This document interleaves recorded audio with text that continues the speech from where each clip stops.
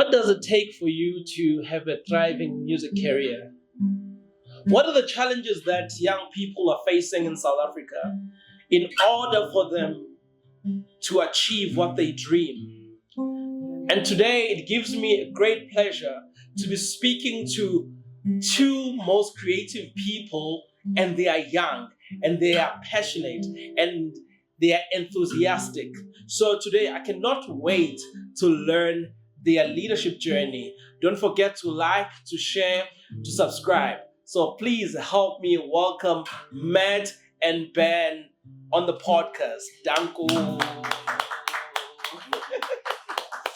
Bro, you made me sound like, oh my gosh, I'm in the moment. Hey, I wish I had that bottom thing. Hey, Kosiam. Right.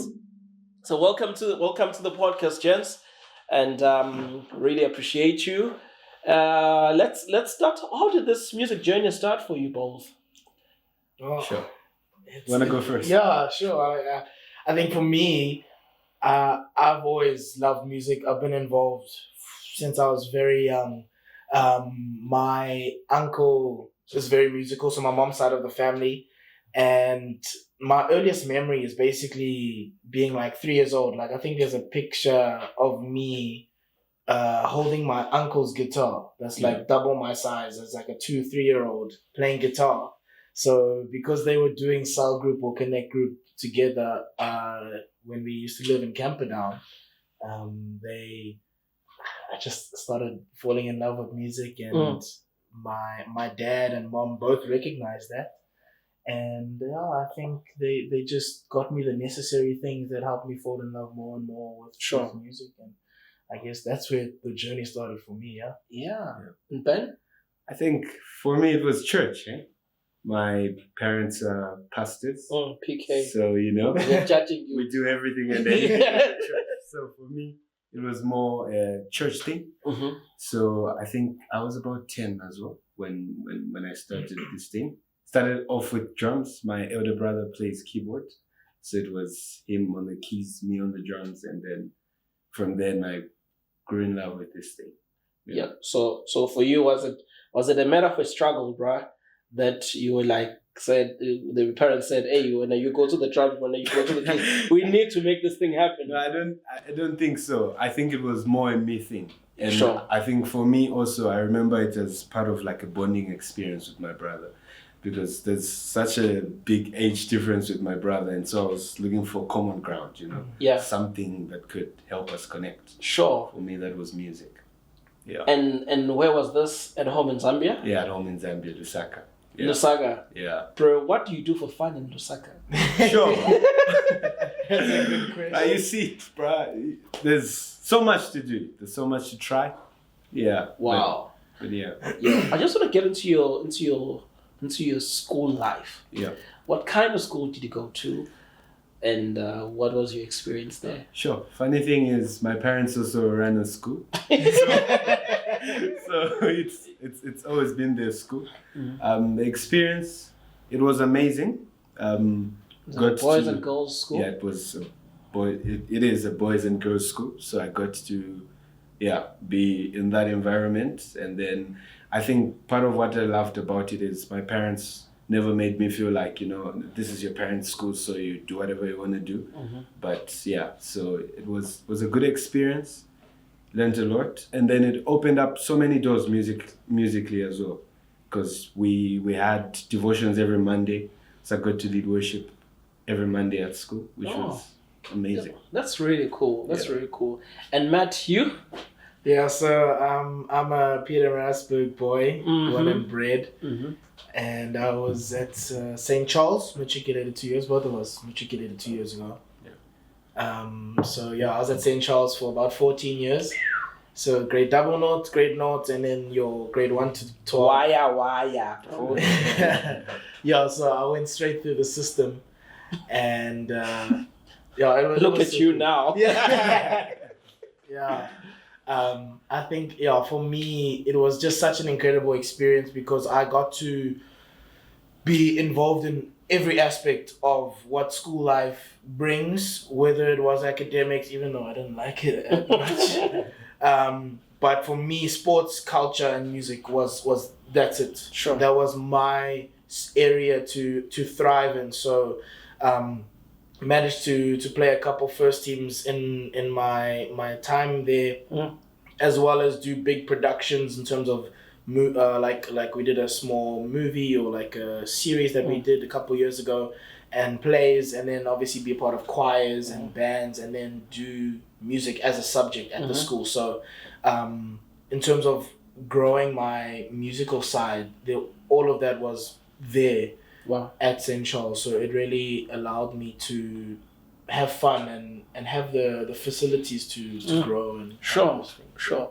And did you make it to being an old boy?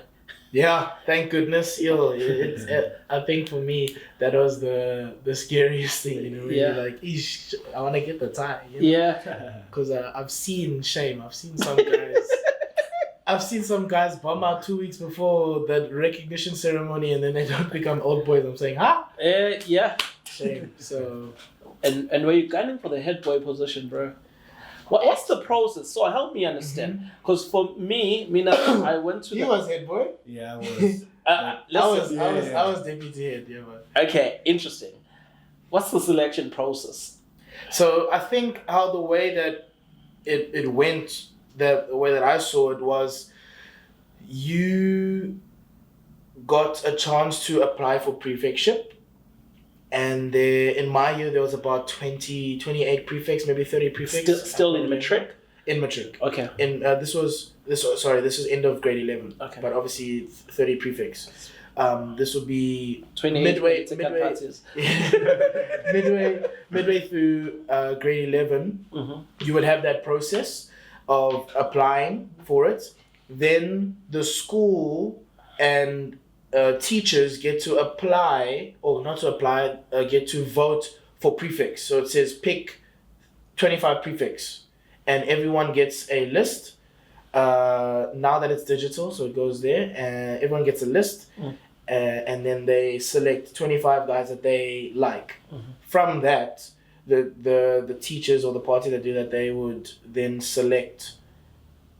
So they would obviously look at the 25 and choose the 25. Then from that, they will then select 10 people to do heads and deputies positions. So then they'll pick about 10 specific guys to have interviews with. So all the teaching staff will be there, and the previous or that specific year's leadership group will be there.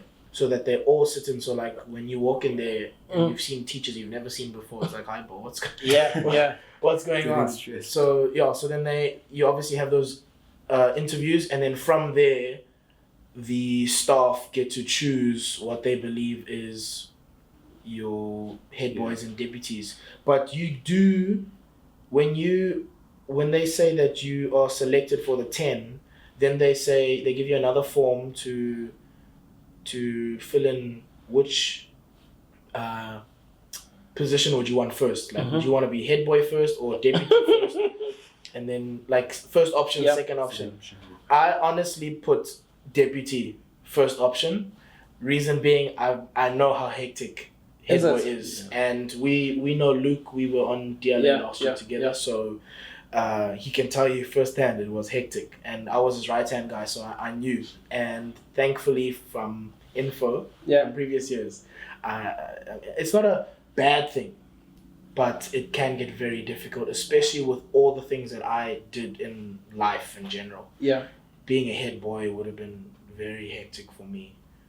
So here's a head boy. How's being a head boy in Zambia? Sure. Not as complicated as it. You know, especially when your parents are on the school, then it's... You're forced to behave, bro. Yeah, but it's quite a simple process. The teachers decide the thing. My school was not as big as, probably like at most 200 kids. So it's the teachers just identify, and I believe the teachers saw something on me. Sure. And sometimes it's stuff that you don't even see. And and that's the process. Those are critical leadership roles, you know. Yeah. What are some of the critical lessons that you learned from being deputy head boy and being head boy? You know, some of the things that challenged you and that made you grow during that season. Wanna go first? Sure. I think for me personally, people pleasing and people leading is a very difficult thing to balance. But it's something that's so important. Because as a leader, you can't be in a space of just people pleasing because people just walk over you. Yeah. And then there is no authority on your hand. But you need to be in the sense of a tough leader, but not like shake the people off and make them hate you, because you got to be in a place where people actually enjoy you as a leader but respect you. That is such a fine line, and it's actually it can be very difficult, but the very few or the people that do manage to balance that, you just see them thriving as a leader, because everyone they lead is on their side and backs what they lead. And I think it's really important to have that thing of like, okay, this is what I believe. These are my doctrines. So you're either with me or you're against me. But you've given them that option. But you're such a nice guy or such a nice leader that the guys have no choice but to actually be like, I actually want to back this guy and be with him. But how do you harness those skills as a leader? Because we can pick it up that it's action based. How do you get developed from the inside in order for you to have confidence to be able to lead those people?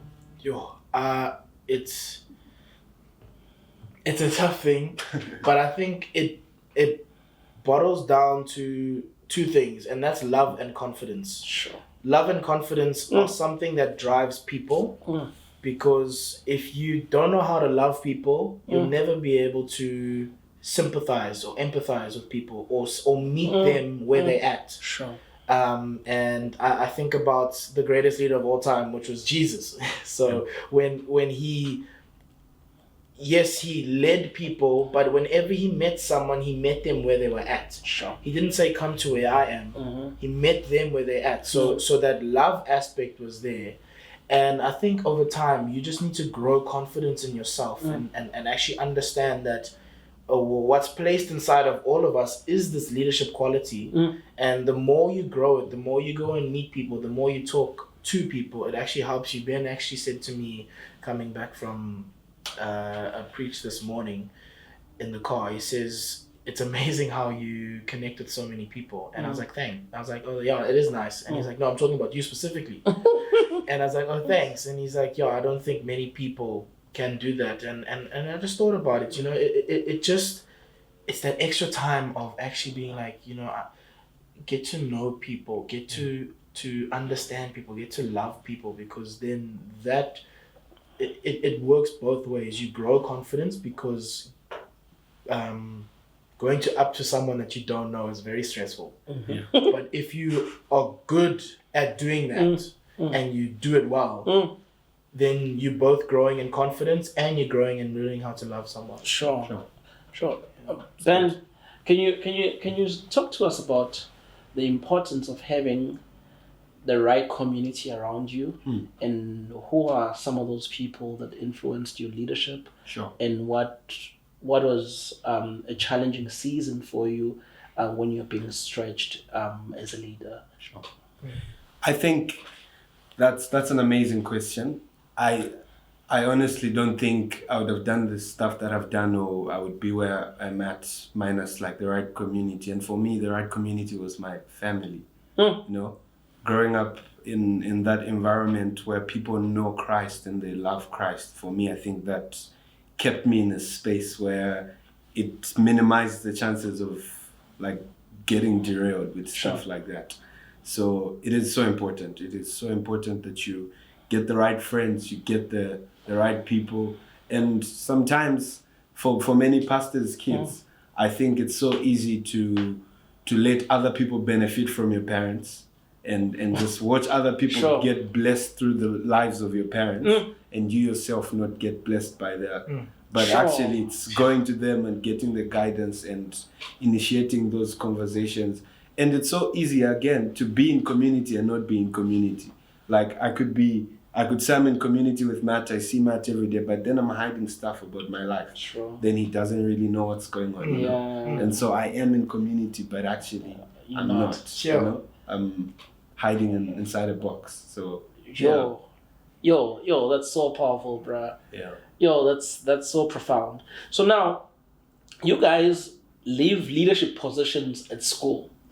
Traditionally, or expectantly, you leave school, then you go to university. Yeah. But you guys decided not to go to university. You decided to join a leadership academy. How did that come about? So I think I got forced to. No, I'm kidding. I had so many opportunities, and this is not a thing to brag about, but there was opportunities to get doors everywhere. Yeah. But the scariest prayer I had to pray last year or the year before last was, Lord, close every single door that's not of you. And every single door closed. Sure. And it's such a difficult prayer to pray because Sure. a prayer to pray because you look at these things and it opens your eyes and it widens you. Like I had this big dream of going to Cape Town and studying at UCT and studying music or sound engineering and just enjoy the Western Cape lifestyle. But God had other plans. And then Luke, who had his mindset that he was going to DLA. Said Luke. Yeah. So Luke, in a sense, him and his brother convinced me. They also convinced my parents. I remember my dad, he passed away end of my matric year in 2023. Sorry. But when he was in hospital, quite a few of my friends from the church came to see him, including Luke and his brother. And with me and my mom there, like they were just encouraging, Sure. that I should do DLA. And my dad in his bed, like he started tearing up because he said, I really wanted you to go into something like that, to understand and study the Word of God. Sure.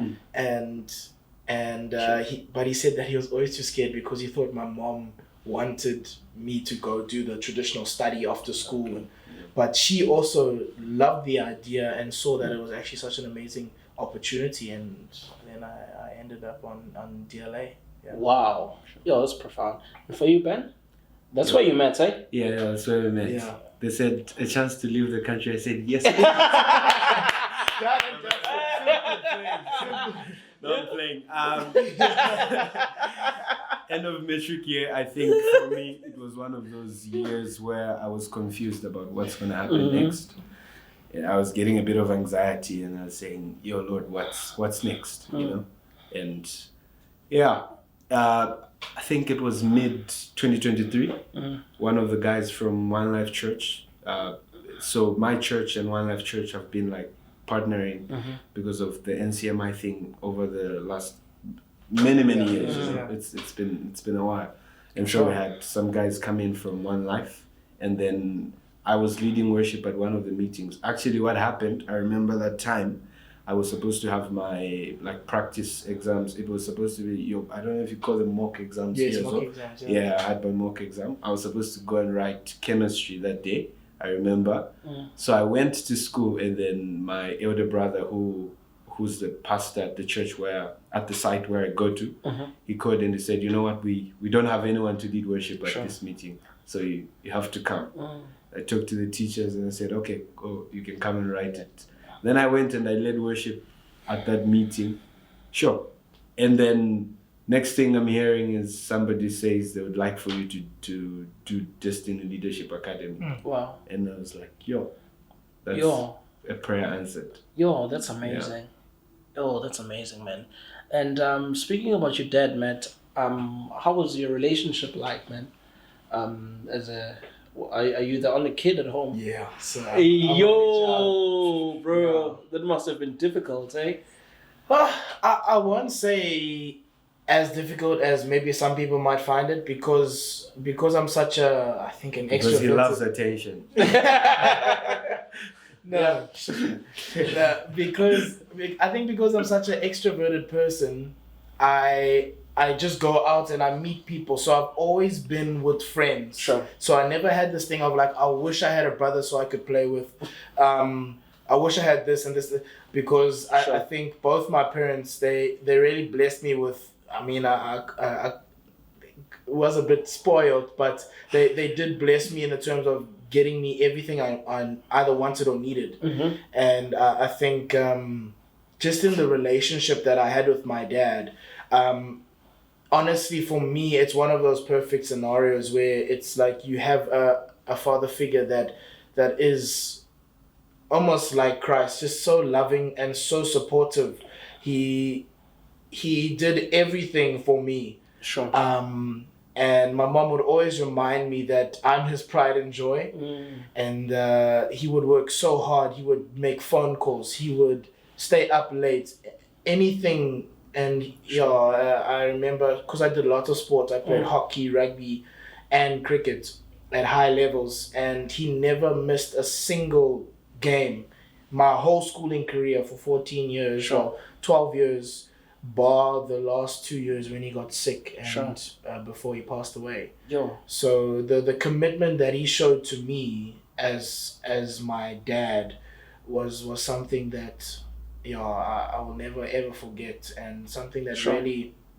really helped me love people. Because I understood what love was because of them. Yeah. So it was easier for me to Yeah. love others. Yeah, brilliant. So And has it ever dawned on you, like the amount of sacrifice that it has taken your parents Sure. to get you to study where you studied? that when that rings, because it rings in my head like often, or when it hits me, it's like I can never repay what they did Sure. for me. Only by just loving them back and making them proud. Sure.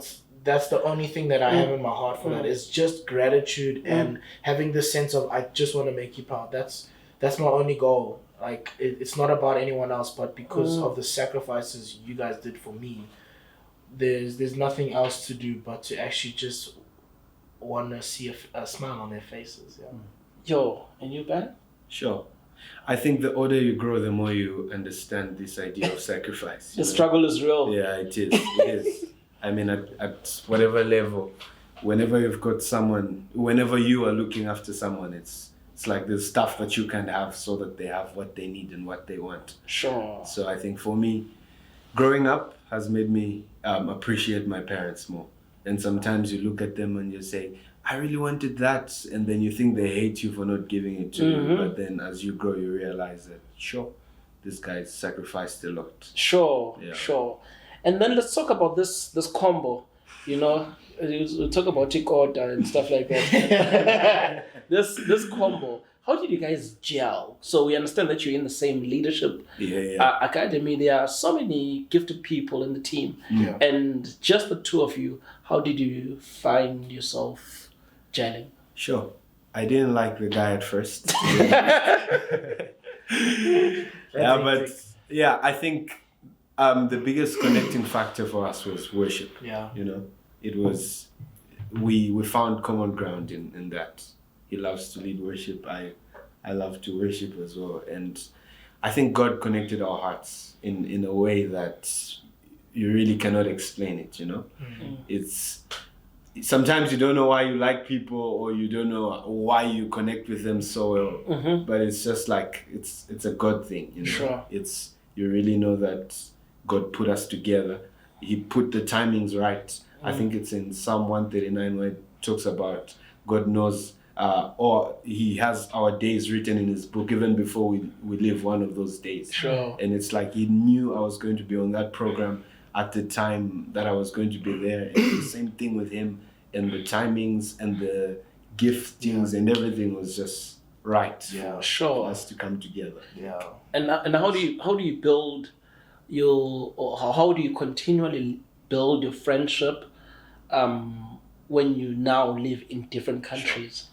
It's always been a difficult thing, but in any relationship, communication is so key. In any and every relationship, communication is key. Yes, sir. And you can't expect to, if you are married or in a relationship, you can't expect to grow in your friendship or relationship if you spend 90 minutes a week with them. It's only going to go downhill. So the same thing with a friendship is it doesn't need to be something so like we need to be on a 5-hour call. It's just like, hey, how's it going? What's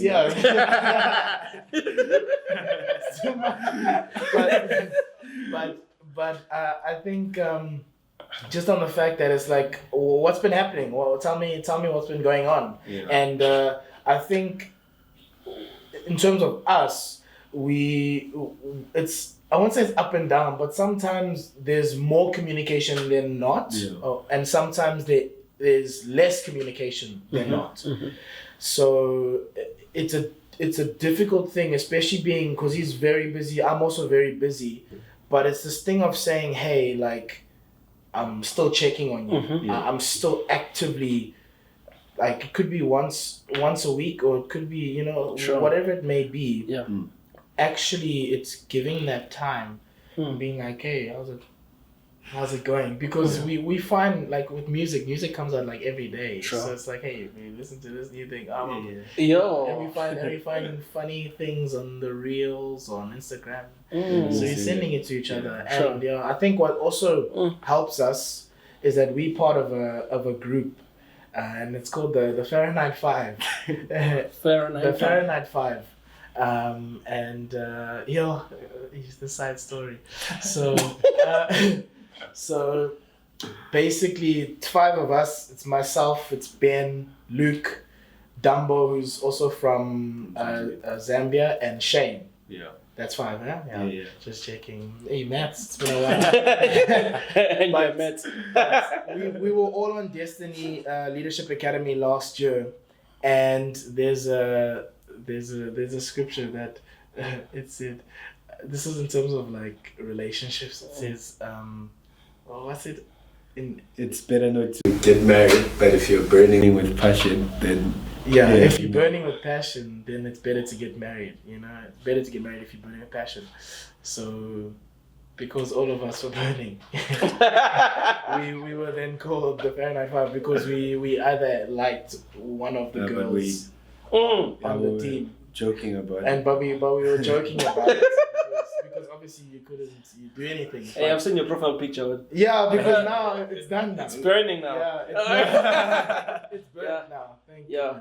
Sure. But, And what's your creative process? Let's talk about the building and the constructing of music. This question applies to both of you, because obviously it's 2 different people. What does your creative process look like? Sure, for me, stuff just comes. It's like maybe it's a melody, or it's like melody comes. Yeah. Right. How does it sound like, and how do you document that? So right now, I just want to build it up from foundation to building a house. Yeah. I think a melody comes, I record it, and then thankfully now I've got a guitar, so I try and work it out on a guitar. And melody is like that. It could be anything. Could be a lead lick, it could be a vocal line, it could be just it could be anything. And now with Matt around, usually what we did last year for most of the songs is, if he's got an idea, then we'll send it to each other over WhatsApp and just say, let's see where this leads us. And so from melody to from the melody, you record it, send it to my brother here. But straight away with the melody, the lyrics come. Yeah. Maybe It's you've got like one line. It's a line, and then we build on that line. So basically, the 2 songs that we released this year weren't even songs that we were together with. We wrote them this year. We've written at least 14, 15 other songs together last year. Sure. Yeah. But the song our first song that we released, Rivers in the Wasteland, we wrote that in 4 hours. Yeah. Basically, it was a Saturday morning, and Grant Crawford messaged me, says, how fast can you write a song? And then he says, because he wanted me to write a song for Leadership Summit. So he sends me the theme in Isaiah, and he sends me the verse. And then I sit down, and as soon as I sit down, I've just got a melody in my head. Wow. With the words, "Swirling rivers in the wasteland." And I send it to Ben, and then we build on it, and then 6:30, I've sent him through the song. He has a song. Have a listen. Yo. And then, funny enough, with the second song, the gospel, the Friday, which was the next week of January this year, that Friday morning, I woke up with the melody in my head. I woke up, and I'm still in shorts. Not in shorts, you know. I get out, and I got my piano right next to me. I sit there, and I'm sleepy, and it comes. And in half an hour, I wrote that. We got that song, and then he helped out with melodies as well, like that. Sure. So, like you says, things just come. Yeah. So that's why we know. So it's important. What I'm getting is that when you get an idea, it's important to document it. Yeah. So to file it, Yeah. so that you will breathe life to it, and then it becomes alive, and you can add different facets into making it bigger and broader. Because then sometimes the ideas, they don't really make sense sometimes. And there's so many songs that at first I thought, this cannot become anything. And if I'm being honest, Rivers in the Wastelands, before it came out, I thought it wasn't going to be as good as it sounded after it came out. That's just the honest truth. Sometimes stuff doesn't sound as it's going to sound when you're done with the final process. But you just keep it and see where the Lord takes you with it. Yeah. Because sometimes everything is a process. Like sometimes things don't just come. But even if something does come, you can't just be like, okay, done, that's it, release the song. It takes hours and hours and hours of re-recording, re-sampling, adding new things, re-anchoring yourself. To build a actual masterpiece. Like these guys that are making bangers, like wherever it is in any genre, they're not just first recording done. Sure. Or I don't personally think so. They are redoing stuff, and the guys in the studio are sitting down, and they EQing, they're mastering, they're mixing stuff as well as they can, because it's not just a one and done thing. 100%. It takes that time. And how do you keep each other accountable? Yeah, and ask it. Yeah, I think communication is a big part. We ask each other tough questions. I think Matt is one of those people that asks me the tough questions, you know. Did you know that? Yeah. It's one of those friendships that like I am open with. Like if I'm struggling, I'll message him and I'll say, I'm struggling and I need prayer, I need help. And he does the same with me. And sometimes it's just, maybe he'll be in his quiet time and sends a scripture for me and he sends it and I'm saying, yeah, this is exactly what I needed to hear. Sure. Yeah, stuff like that. Yo, that's profound. And have you always been church guys? What was the defining moments for you guys to actually surrender to the Lord? Because you're speaking so well. It's like this is after I've been saved. What was your life like before, and what was the changing point for you? I personally, I got saved very young. I got saved when I was 12 years old. Amazing. In my aunt and uncle's study, like I was watching a video because I listened to this one song that I loved. It's called "One Man Can Change the World." Sure. And so true is that Jesus, you know. Mm. But it was a Kanye West and Big Sean song. Yeah. So, so I absolutely loved that song, and I listened to it every single day. I'm actually gonna go listen to it. but you know, after that, you know, obviously when you on YouTube, it then gives like recommended other videos. Then the next video or two videos after, it says something about, I don't know, Kanye West and the at the time the journey, and like about the satanic part, about whatever it was. It was, yeah, obviously like how old am I now? Like 8 years ago. Yeah. But so I watched the video, and it just I just felt the presence of the Lord. And then at the end of the video, there was the sinner's prayer. And there I'm reading the sinner's prayer. And I don't read much, but I was reading it, saying it out, and then I just started crying.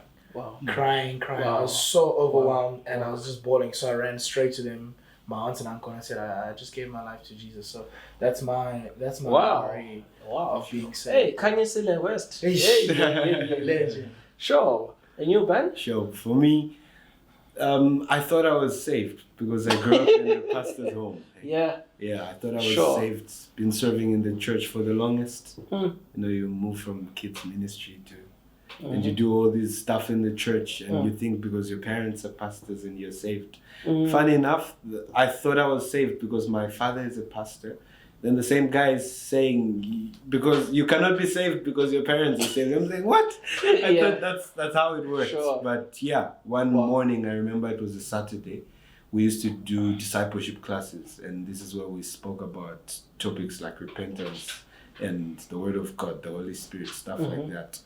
And this time around, my dad actually was leading the class, and he says, if you don't remember, he gave this analogy of if you're married to a person, you would obviously remember, even if you don't remember the exact dates, you'd remember that a wedding happened somehow, you know? Sure. And I just realized that I don't remember actually coming to Christ and saying, Lord, I actually surrender and, Sure. and receive you. Yeah. And he said, it's Yeah. better to do it and take today as the day that you receive him. And I Yeah. did that, Yo. that Saturday morning. That's incredible, bro. Yeah. And talk to me about that.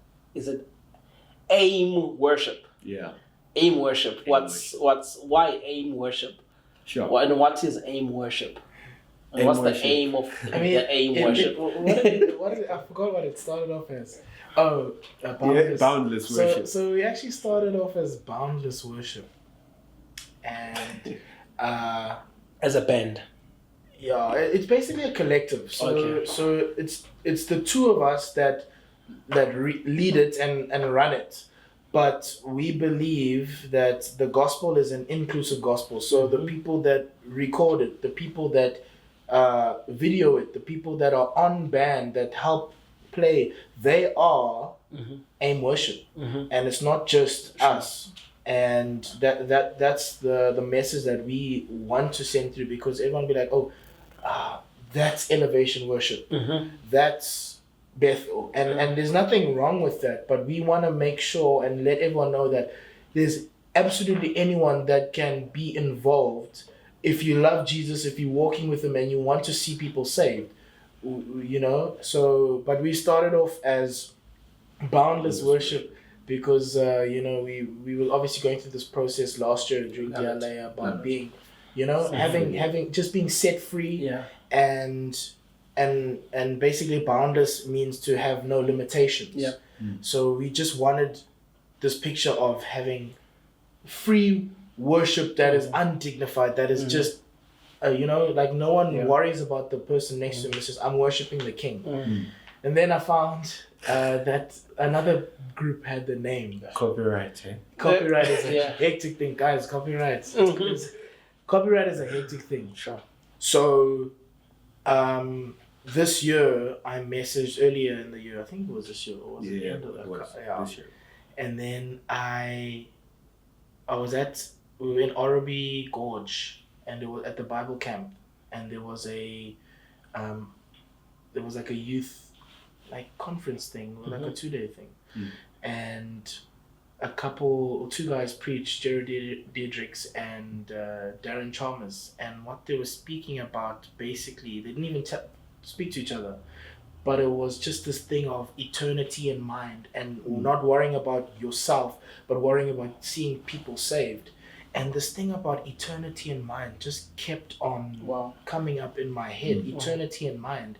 And then I was reminded of this group called MBL Worship, and means Made by Love Worship. And it's obviously a beautiful collective. And I was like, EIM, eternity in mind. Wow. Because that is our thing now. It's Ben said it earlier today, that it's not about us anymore. Where it's about the eternity. It's about the people in the world, about seeing people saved. And I pitched the idea to him. EIM. Yeah, but aim, because I also wanted to be smart and have like a catchphrase saying the aim. Sure. Is to meet Jesus. To see solid, people saved, Yeah, it's beautiful that it's really coming from out of a place of revelation. You understand? And what are you guys dreaming of with this AIM worship project? Sure. Honestly, the sky is not the limit, hey? It's this thing of when you remember the story of Jesus and multiplying the bread and the fish. It was like the guys had a few fish and some bread, and they said, this is what we've got. Here it is. And I think it's the same thing. It's God, here's 2 lives. We give them to you. Let's see how many people you can touch with these lives. And so it's limitless. I think it's in Psalm 2:8 where it talks about, ask of me and I'll give you the nations as your inheritance. That's what we're asking God for. We're asking God for the nations. The people must hear the gospel. People's lives must be transformed. Yeah. Yo, that's solid, bruh. Yo, our motto, or it's something that drives us here, is that you do not start from where you hope to be. Start from where you are. And it's beautiful to be vulnerable to the Lord, and the Lord does the multiplication. Thank you so much, Jimbo C. Do you want to play that song for us? I'll read the scriptures out. Please, which song do you want to play for us? Rivers in the Wasteland. Rivers in the Wasteland. It's the safest one. I don't know if we've got enough strings. Okay, let's hear. Trying to see if this thing is. Okay. So before you play, Matt, there's someone who's watching this podcast and might be discouraged, and might be tapping out of their dreams, might be tapping out of hope. What would you say to that person? You can just look at the camera and I think that when we have a specific calling on our lives, the enemy knows that when a life decides to go for God, he knows that things are going to happen and people are going to be saved and people are going to turn to God. So he puts so much pressure on that same life so that he knows that that person is squashed, and that the attitude of them is just like, I don't want to do it anymore. But that's when we actually push on even further. A motto, or the first I've got a few tattoos. The first tattoo that I ever got was Psalm 46 verse 10, and it says, "Be still and know that I am God. I will be exalted among the nations."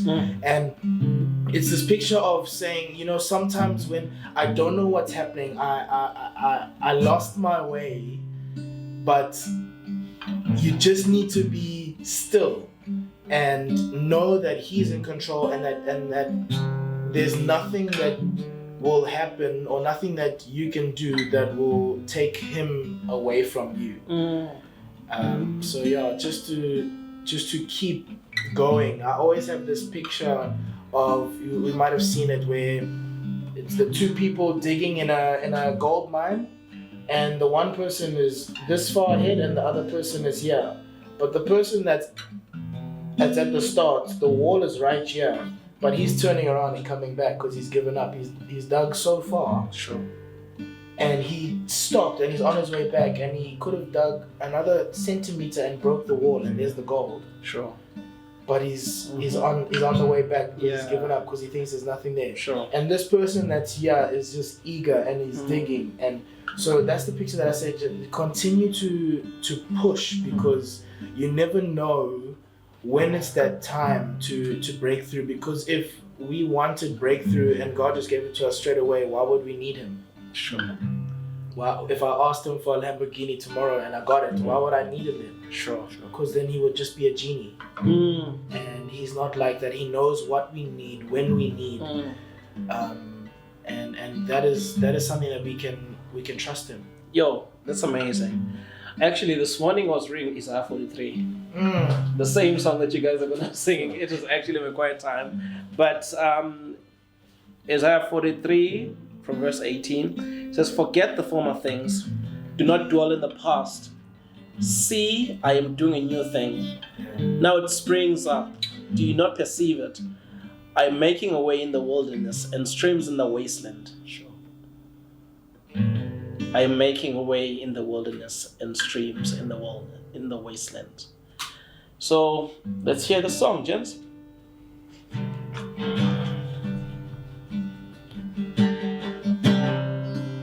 You call me by name. You pull me from the grave.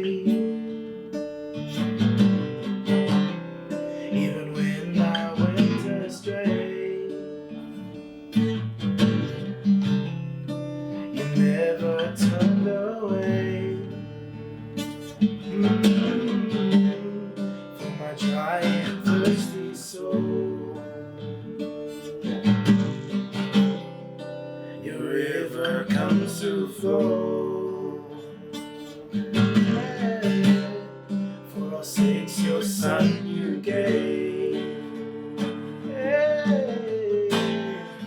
You came to seek and save. He's putting rivers in the wasteland. Streams of grace flow from his hands. No, I'll never be afraid. You've gone and made a way. He's putting rivers in the wasteland. Streams of grace flow from his hands.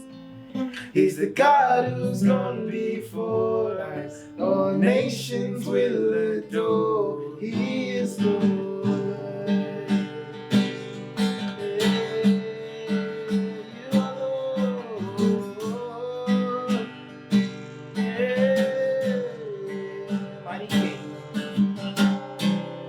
Mighty King who reigns.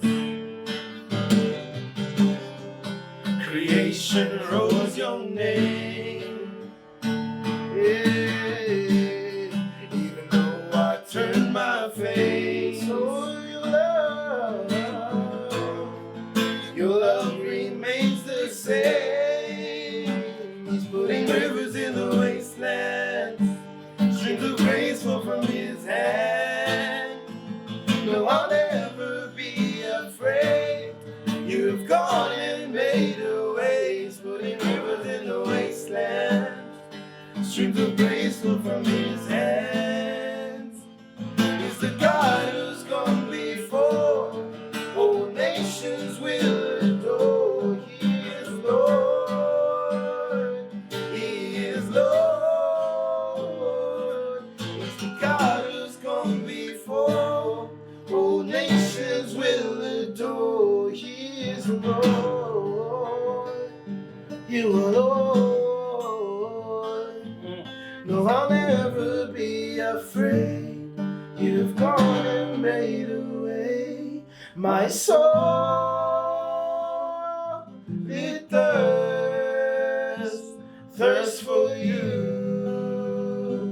and only you. Yeah. Behold, you are doing something new. You're faithful and you're true. Oh, my soul, it thirsts for you, and only you. Yeah. Behold, you are doing something new. You're faithful and you're true. He's putting rivers in the wasteland, streams of grace flow from his hands. No, I'll never be afraid. You've gone and made a way. He's putting rivers in the wasteland, streams of grace flow from his hand. He's the God who's gone before. All nations will adore. He is Lord.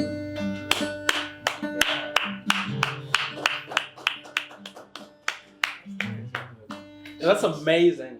Bro, how do you get a hold of this song? It's on all streaming platforms, and it's obviously Rivers in the Wasteland. We actually just released a music video. A few weeks ago. So that's on YouTube and other streaming platforms as well. We will also put the link down in the description below. So go check it out. Check it out. Thank you so much for pouring your lives out, not just for you, but for the King and his kingdom. God bless you. We love you. Thank you. Thank you. Thank you.